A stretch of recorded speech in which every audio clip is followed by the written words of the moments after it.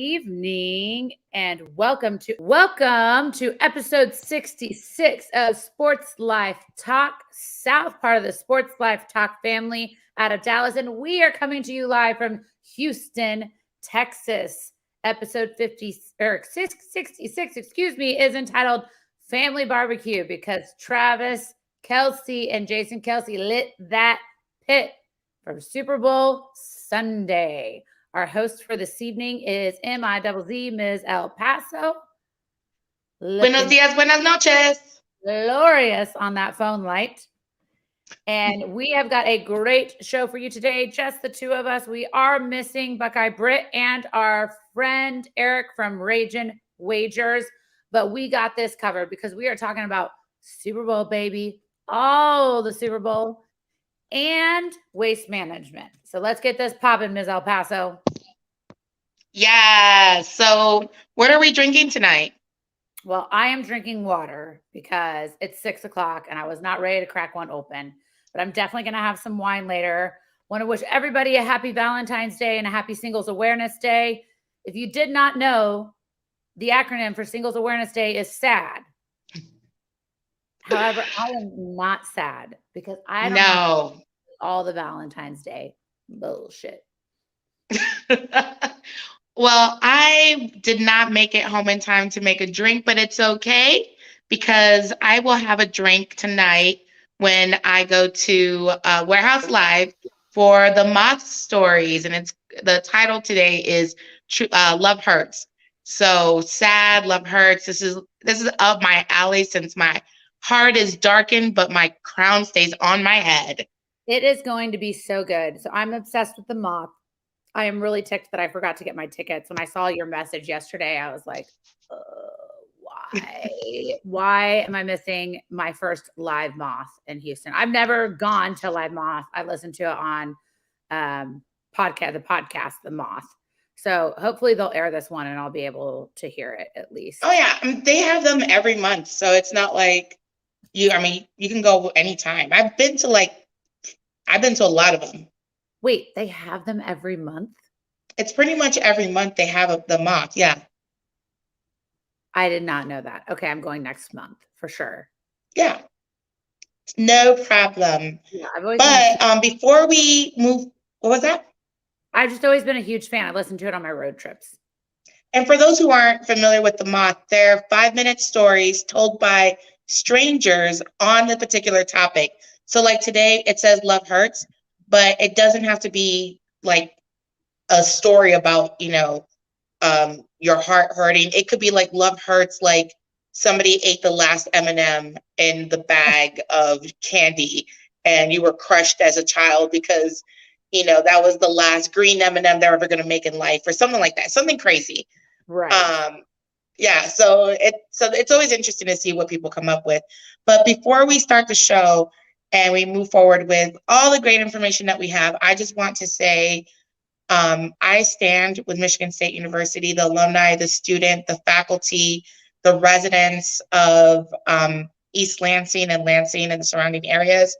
My heart broke last night when I found out that there was an active shooter on campus, particularly at the beloved Union, where I have very fond memories of being in a multicultural center in the basement where I worked. And then, the ice cream store was there. It's literally the place that you go to just kind of really hang out. And it's unfortunate that we had this incident. I know that when they came out with the 3 names of the people who did get shot and passed away, I didn't realize how the 6 degrees of separation is really a big thing. And in this case, it ended up being 2 to 3 degrees of separation. So my heart goes out to the families and friends of everyone. And you'll probably see in the next couple of weeks ways that you can help some of the families, because one of the students that did get injured is a migrant student from Florida. And so her family is traveling up there.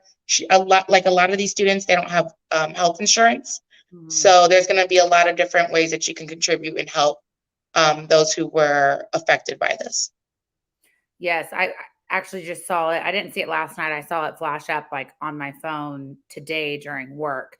And I immediately thought of you and all of your friends that I've met that went to Michigan State, all absolutely amazing people. And it's just so sad to hear that this happened. So prayers and thoughts go out to all the families in Michigan State and everyone that was affected by this tragedy. Yes. Okay. Well, now we got a show to do, so we're going to move on, and we're going to do the new one. We have a new one. It's called Question Against the Glass. So today's question is, what Super Bowl champion or player would you like to invite to your barbecue? All right. So, by the way, Cool Kev's on the line. Thank you for joining us, Cool Kev. Hope you missed the very beginning because we had some technical difficulties. Salute to you. Raider Nation is with us in the chat and the comments, and he is at work listening. So, thank you so much for joining us. And I'm hoping you're getting a little break from work by being with us. But I cheated. I'm a cheater. Okay. I totally cheated. How did you cheat? Because I did not do Super Bowl winners. You didn't. It didn't have to be. Well, I mean, that's what it was supposed to be, right? It was supposed to be NFL. What NFL Super Bowl players would you like to invite to the barbecue? What's up, soldier? Raiders. All right. So I cheated because you all know that my first love is not football. My first love is MLB, is baseball.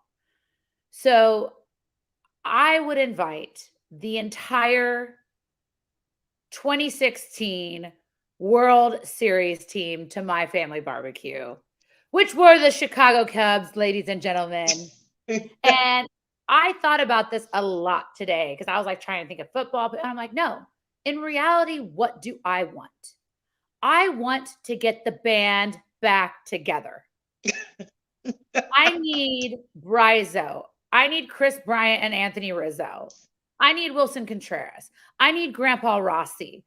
And I need Derek Fowler. These are the people that I want at my family barbecue. And I want them to sit with me, put the big screen outside, rewatch Game 7 of the World Series, and them recreate, Rizzo putting the ball in his back pocket and everybody rushing the field and like champagne popping and all of the craziness. And I'd also like to relive the fact that I sat on my balcony and sang "Go Cubs Go" until 4 a.m. for the entire neighborhood to hear. I love that. And I'm gonna crash your Super Bowl barbecue because that sounds pretty amazing. Wait, let me ask you a question. What would you be cooking? Oh man. Well, Chicago dogs, obviously, number one. I would order in Pequod's deep dish pizza. I'm not going to I would not do that to deep dish, try to make that myself. I'm just going to order in a bunch of pizza from Pequod's, and guaranteed if the whole 2016 World Series Cubs team is there, they're going to give me the pizza for free anyway. And so I don't even, have to actually pay for it. Right. No. Okay. Yes. I like that one. So mine, I have to invite two different people. Okay. I'm inviting Freddie Jackson from the Dolphins, ex-player turned chef, because I think he'll have phenomenal food laid out. So it would be his responsibility to make the barbecue happen.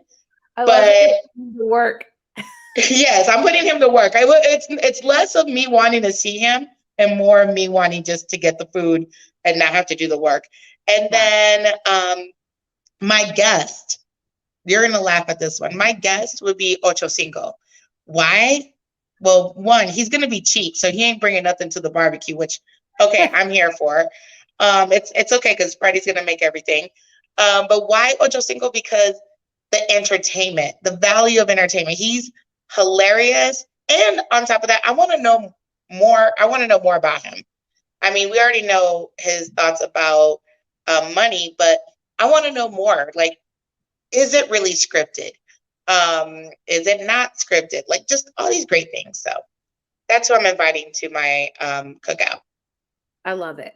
And why did we ask this question? We asked this question because I don't know if y'all saw when Travis Kelce made his touchdown. he pulled a little stanky leg out, right? And that boy, first of all, thick thighs save lives, and he was working it. He was rolling that booty with a stanky leg. And there were all these memes on Instagram and all over the internet that was like, oh, Travis Kelce's invited to the next family barbecue. And I just thought that was hilarious. And so I was like, well, who would I invite to my family barbecue? Like, what player? Yeah. And then I just settled on the entire 2016 World Series team. So then I didn't have to choose, because I was like, well, I'll just invite Bryzo because they had the hilarious commercials. And I'm like, no, but I really want Javi Baez there, like he's going to be playing that reggaeton music that's going to get everybody going. And then yes. I'm like, okay, well, I can't invite Javi and not invite Wilson, and Grandpa Rossi is my crush. So that's what's up. Before we get into Super Bowl and waste management, really quickly, I've got a surprise for you, Ms. El Paso, that I don't know if you remember. Oh my gosh. So, wild card round, it was a three-way tie between Elena, Brittany, and Eric. Divisional round, it was Brittany who won. And then conference champs were Elena and Eric. Ms. El Paso's name is nowhere to be found in winning this. So we gave you the chance. Loser takes all, almost, right? We're going to give you one last chance. All of us said that the Philadelphia Eagles, were going to win the Super Bowl. And you said, I am cheering for the Eagles, but for my chance to win and take over the entire Sports Life Talk South Championship, I'm going to pick the Chiefs. And so congratulations, Ms. El Paso, because you are now our overall winner from our championship round, the Super Bowl. And yes, there you go. What's your acceptance speech? World peace. Like any good beauty queen would say. And let me just say this. I'm with you, Soldier. I would put that comment up there, but I can't. But I am with you. I am not a Chiefs fan whatsoever. I was pissed that they won. I had money for the Eagles to win. And I'll tell you this. I didn't want either team to win, to be honest. I mean, I'm a Raiders fan, so that's number one. But number two, I don't like Eagle fans because they're so rude and so mean, especially how they treated our Astros when they played in Philly. They were just horrible fans in Philly.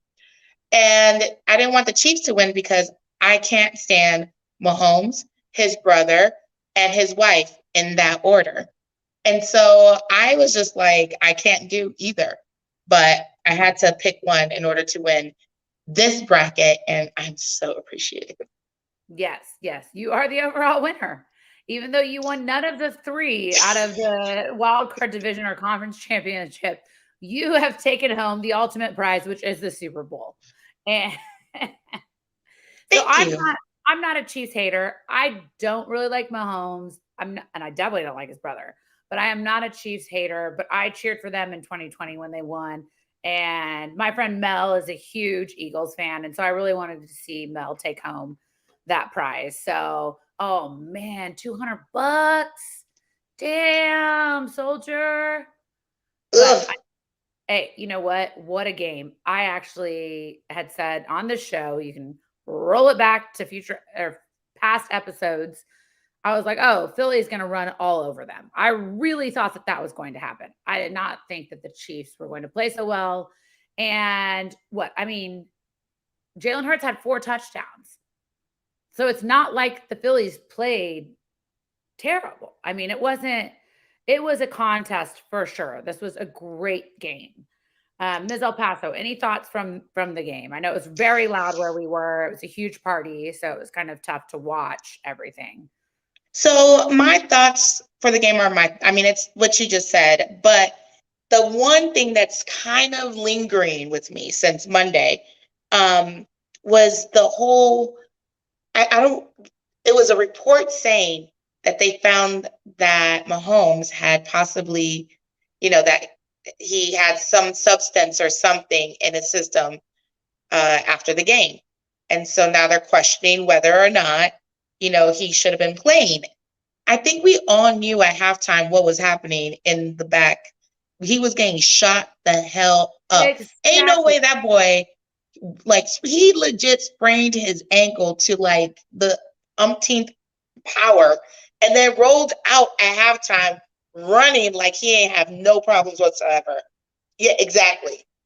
Even like no problems. Just like prancing out there. Yeah, there's no doubt. I mean, literally everyone, even at the party, was like, they're about to shoot up that ankle, no question.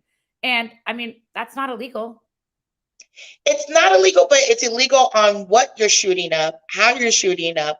And that's a question I do have to a lot of these fans is, at what point is it fair to like dope up a player so that he can go out and play so you can try to win this game? Because honestly, if he was taking something that he shouldn't have been taking and they doped him up that much, like, you should have brought your second string quarterback and the game wouldn't have ended the same way.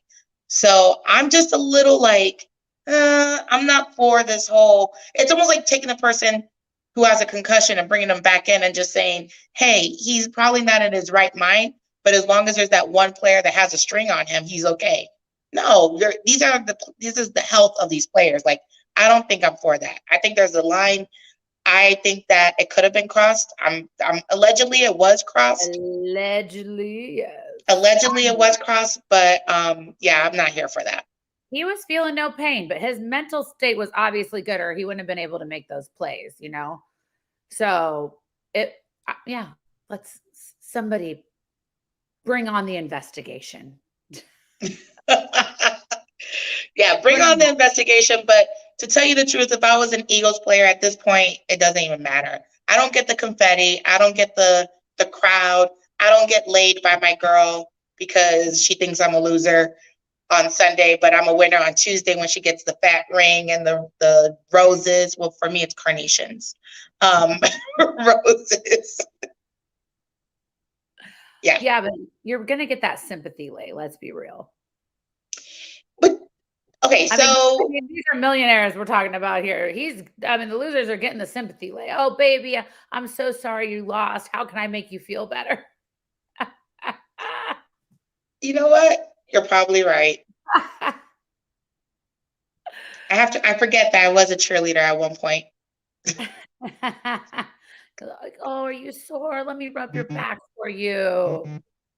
No, but yeah, great. I mean, overall, fantastic Super Bowl. I thought it was a great game to watch. Were you able to watch any of the commercials? Oh, yes, I was able to watch the commercials. And my favorite commercial was the one where I got blamed for changing the channel on the TV. Do you remember that? Yes. Yes. So go ahead. Okay, so the crazy thing is that before the Tubo commercial came on, we did have the channels were changed, and you had to fix it with the remote control. So the remote control was right next to you. So when that commercial actually came on, there's 75 people at this party. Look at Miss El Paso, and they're like, "Did you change the channel?" She goes like this, hands are up. Like, I'm not touching it. I'm not touching the channel changer. And then the host of the house walks up. He grabs the remote control. By the time he grabs the remote control, the commercial's over. That was hilarious. And, I wish, we saw all these videos of Eagles fans after they lost, like breaking their TVs, punching their TVs, throwing shit on the ground. The city's burning. I wish there would have been live cams on every Super Bowl party when that commercial happened. Like, oh my God, yeah. His little brother was about to get beat up. Like, he thought that he changed the channel. And what's so funny is that once the homeowner got the remote and kind of walked, like, he got the remote, he like faced it towards the TV and it went away and everybody was like, yeah!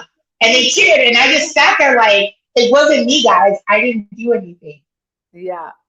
Yeah. So my favorite was, that's an epic. That's probably the most epic Super Bowl commercial I think that ever has possibly been played. But my favorite commercial was the Rockstar commercial. Did you see that one? No, which one was that? Actually, it's the only one except for the 201 that I paid attention to. So it's in a meeting. Well, it's I don't remember which rock star it was first, but like Ozzy's on it.